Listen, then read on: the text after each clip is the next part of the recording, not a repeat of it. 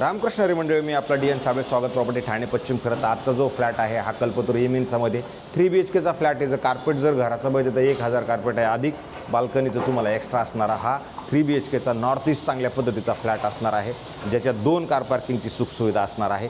आणि कॉम्प्लेक्स जर बघितलं तुम्ही ग्राउंड प्लस तशी बघितलं 28 माळ्याची बिल्डिंग आहे, पण ग्राउंडला जे आहे 4 माळ्याचं पोडियम आहे. त्याच्यानंतर मग हा फ्लॅट चालू होतो आणि त्याच पद्धतीचा आपण हायर फ्लोअरला फ्लॅट आहे, कारण या फ्लॅटमध्ये खूप चांगल्या पद्धतीची हवा तुम्हाला जाणवेल. डोंगराचा व्ह्यू असणारा असा सुंदर चांगल्या पद्धतीचा फ्लॅट आहे.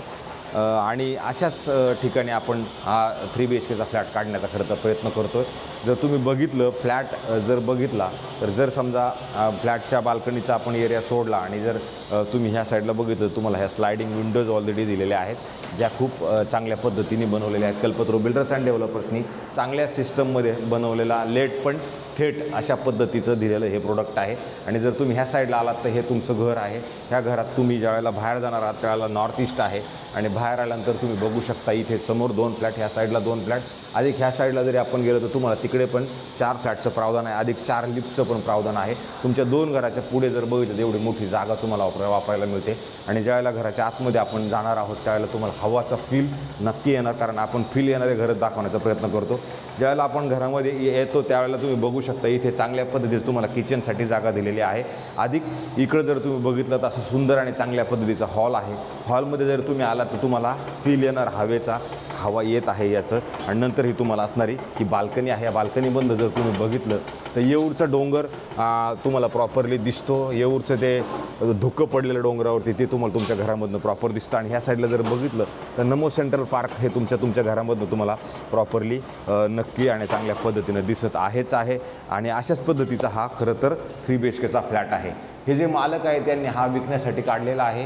ह्या बिल्डिंगला तसं जर बघितलं तर OCCC त्या सगळ्या गोष्टी आलेल्या आहेत. नंतर जेव्हा आपण ह्या घरामध्ये ह्या साईडला येणार आहोत त्यावेळेला तुम्हाला इथे एक असं सुंदर आणि चांगल्या पद्धतीचं किचन मिळतं.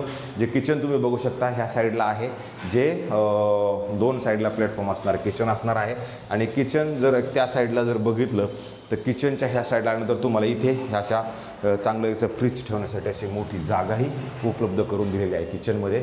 आणि ज्यावेळेला किचनच्या आपण ह्या साईडला हा एरिया घेऊन जाणार आहोत त्यावेळेला इथं आल्यानंतर तुम्हाला इकडे परत एक वॉशरूम, बाथरूम, टॉयलेट असं चांगलं सुंदर आणि मोठं ह्या पद्धतीनं तुम्हाला इथे एक मिळतं. आणि त्याच्यानंतर ह्याच्यात जी फिटिंग वगैरे आहे हे तुम्हाला चांगल्या कंपनीचं एक फिटिंग पण आहे, तुम्ही पण बघू शकता. त्याच्यानंतर इकडे आल्यानंतर तुम्हाला इथे एक कॉमन बेडरूम आहे, ज्याची साईज जरी तुम्ही बघितली तुम्हाला जाणवेल की याची साईज पण जर बघितली तर मोठी आणि चांगल्या पद्धतीची आहे. आणि विशेष म्हणजे परत क्रॉस व्हेंटिलेशनसाठी तुम्हाला इकडे जी खिडकी आहे या खिडक्या तुमच्या पश्चिमेला असल्या कारणाने इकडनं तुम्हाला हवा ही चांगल्या पद्धतीने ह्या घरामध्ये नक्की ते संध्याकाळचं ऊन तुम्हाला ह्या घरामध्ये नक्की मिळणार आहे. अशा पद्धतीचं खरं तर हे एक बेडरूम होतं पहिल्या बेडरूम. नंतर ज्यावेळेला आपण दुसऱ्या बेडरूमकडे जाणार आहोत त्यावेळेला दुसऱ्या बेडरूमचे जाण्याच्या अगोदर तुम्हाला इथं परत एक स्टोअरसाठी खूप मोठी अशी जागा आहे, जिथे तुम्ही स्टोअर ठेवू शकता कपड्यांचं.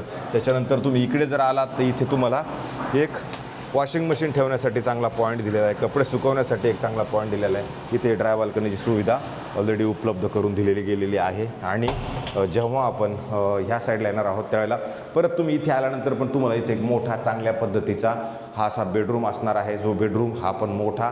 आणि विशेष म्हणजे परत ह्याच्यात पण क्रॉस व्हेंटिलेशनसाठी तुम्हाला इकडे प्रावधान आहे. आणि कारण की इकडे खिडकी असल्या कारण तुम्हाला परत येऊरच्या डोंगराचा व्ह्यू तुम्हाला प्रॉपरली तुमच्या घरामधनं दिसणार आहे. आणि नंतर ह्या बेडरूमची जी साईज आहे सगळं बघितल्यानंतर जेव्हा आपण इकडे येणार आहोत त्यावेळेला परत इथं एक बाथरूम, वॉशरूम, टॉयलेट तुम्हाला इकडे पण चांगल्या पद्धतीचं दिलं गेलेलं आहे. ते तुम्ही बघू शकता. हेही खूप मोठं आणि खूप प्रशस्त आहे. आता आपल्याकडे राहिला आहे फक्त शेवटचा एक बेडरूम, शेवटचा बेडरूम बघायचा बाकी आहे. याच्यामध्ये तुम्हाला मी सांगितलं 2 कार पार्किंगची सुविधा आहे, 3 BHKचा फ्लॅट आहे, बाल्कनी पण आहे, नॉर्थ ईस्ट फेसिंग पण आहे. ज्यांचा परिवार मोठा आहे मला असं वाटतं त्यांच्यासाठी हे घर नक्की चांगलं असू शकतं. ह्या बेडरूमला आपण आतमध्ये जाणार आहोत त्यावेळेला तुम्हाला इथे पण मोठ्या पद्धतीचं म्हणजे चांगलं मोठं बाथरूम, वॉशरूम, टॉयलेट तुम्हाला इथे पण एक चांगलं मोठंच मिळतं. आणि त्याच्यानंतर जेव्हा आपण ह्या साईडला येणार आहोत आणि इकडे आल्यानंतर तुम्हाला परत ह्या 3BHK शेवटच्या बेडरूममध्ये चांगल्या मोठं पद्धतीचं परत तिचं चांगलं 7-8 फुटाचं इथे एक कपाट तुम्ही बनवू शकता. आणि ह्या कपाटच्या ह्या साईडला आल्यानंतर तुम्हाला इथे परत क्रॉस व्हेंटिलेशन एक खिडकी असणार आहे. आणि नंतर इथे हा बेडरूम आहे, याची साईज पण खूप मोठी आहे. आणि विशेष म्हणजे ह्या बेडरूममधनं जरी खिडकी उघडली तर जास्त हवा येते. जास्त हवा येण्यापाठीमागे एकच कारण आहे की हा बिल्डिंगचा पार्ट असताना सगळी हवाचा फ्लो इकडे येतो आणि त्या फ्लोमधनं ही हवा सगळी ह्या बेडरूममध्ये आपल्याला इकडे यायला ती चालू होते. तुम्ही ह्या तुमच्या घरामधनं बघितलं तर जे लॉ कॉलेज नवीन झालेलं आहे ते तुमच्या घरामधनं दिसतं, तुमचा कोलशेत रोड तुमच्या घरामध्ये दिसतं, तुमचा येऊरचा डोंगर तुमच्या घरामध्ये दिसतं. खरंच अशा पद्धतीचा हा 3BHKचा फ्लॅट आहे. मी तुम्हाला सांगितलं त्याप्रमाणे जर समजा भविष्यात आता ओनर जे मालक आहेत त्या मालकाने ह्याची ऑलरेडी मेंटेनन्स वगैरे सगळा भरलेला आहे. पण आता समजा भविष्यात जर समजा हँडओव्हर झालं किंवा मग ते संपून गेल्यानंतर इथं प्रश्न येणार तो आता बाबा मेंटेनन्सचा. तर त्यावेळेला इथे साधारणतः 10,000 ते 11,000 रुपये ह्या 3BHKचा मेंटेनन्स नक्की येणार आहे. ह्याची मानसिकता पण आपण ठरवून घेतली पाहिजे. स्विमिंग पूल, क्लब हाऊस, जिम त्या सगळ्या सुखसुविधा चांगल्या पद्धतीची उपलब्ध आहेत. बऱ्याचशा लोकांचं म्हणणं येतं की बाबा ठाणं महाग झालं, ठाण्यात असं होतं आहे, ठाण्यात तसं होतं आहे. पण नाही आहे. ठाण्यात का महाग झालं, कसं महाग झालं आहे? ठाण्यामध्ये पण ओबराय बिल्डर आला आहे, कल्पतरू बिल्डर आहे, हिरनंदाने बिल्डर आहे. चांगल्या मोठमोठ्या डेव्हलपर्स ऑलरेडी ठाण्यामध्ये आलेले आहेत. ठाण्यात जर ठाण्याच्या विकासामध्ये मानाचे तुरे वेगळ्या पद्धतीचे 2-3 पद्धतीने आलेले आहेत. एक तर ठाणा टू बोरवली टनल ऑलरेडी 10 ते 11 मिनटात ठाण्यामध्ये पोहोचणार. बोरवली टू ठाणा टनल एक येतो आहे. समृद्धी महामार्गाचं काम ऑलरेडी संपण्याच्या तयारीमध्ये आहे. कोस्टल रोड तयार होतो आहे. विरार टू वसई एक रोड तयार होतो आहे. मेट्रो स्टेशन्स तयार होत आहेत. तर मग ह्या सगळ्या गोष्टी जर आहेत, इन्फ्रा तुमच्या समोर डोळ्यासमोर दिसतंय, तर ठाण्यामध्ये रेट कमी होण्यापाठीमागचं कारण काय असायला पाहिजे. आणि ठाणं लोक म्हणतात की राहण्यासाठी चांगलं शहर नाही. ठाणं राहण्यासाठी सगळ्यात चांगलं शहर नक्की आहे. कारण ठाण्या शहराला निसर्गानं काही गोष्टी दिलेल्या आहेत. सगळ्यात पहिलं निसर्गाने ठाण्याला जवळजवळ 3 बाजूने ठाण्याला क्रिकनं वेढा घातलेला आहे आणि एका साईडनं ठाण्याला येऊरच्या जंगलानं वेढा घातलेला आहे. आणि त्या ठिकाणी हे ठाणं शहर आहे जिथे तुम्ही क्राईम रेकॉर्डचा जरी विचार केला तर as compare to Mumbai, as compare to other सिटीमध्ये आमच्या ठाण्यामध्ये क्राईम रेकॉर्ड कमी आहे. मला हे सांगायचं. आणि त्यामुळे आता राहिला प्रश्न रेटचा. रेटला काय हे रूम्स किंवा ज्या बिल्डिंग्स बनवल्या त्या काय आमच्या बाबांनी बनवलेल्या नाहीत. आमच्या बाबांनी नाही बनवलं, त्याच्या बिल्डर लोकांनी पैसे घातले, मालक लोकांनी ज्याच्यात पैसे घातलेले आहेत त्यांनी काही दिवस थांबले असतील, काही दिवस झालं काय म्हणजे वेगवेगळे कारणं असून त्यांनी इन्व्हेस्टमेंट केलेले असतील. तर जे ते माणूस ज्याच्या पद्धतीनं पैसे कमवण्यासाठीच बघतो मुंबईमध्ये जे कोणी येते किंवा जो कोणी आहे तो त्या सगळ्या अँगलनं तो विचार पण करत जावा. आणि निस्तेच मालक सगळेच महागे सगळेच घरं महाग असू शकत नाही. तर जास्तीत जास्त 90% लोक तर 100% आपण ज्या गोष्टी सांगतो त्या कळतात त्यांना. 10% लोकांची अडल्ट भूमिका असू शकते. त्याच्यात तुम्ही म्हणू शकता की बाबा हा हे 100मध्ये तुम्ही 10 ठिकाणी म्हणलात ना की हा हे महाग आहे, हे असं आहे, ते तसं आहे, मी तिथं मान्य करेल. Area wise, location wise A grade builder, B grade builder, C grade builder, D grade builder त्यानुसार रेट्स असतात. त्याच्यानंतर लोकेशन हा एक पर्याय उपलब्ध असू शकतो.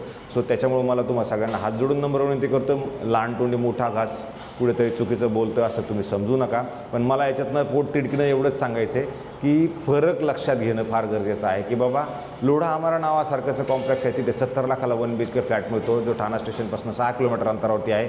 तेच ठाणा स्टेशनपासून साधारणतः 8 ते 9 किलोमीटर अंतरावर हिरणंदाने इस्टेट आहे. हिरणंदाने 1 BHK फ्लॅट 1 करोडला जातो. आमाराला 1 BHK फ्लॅट 70 लाखाला जातो.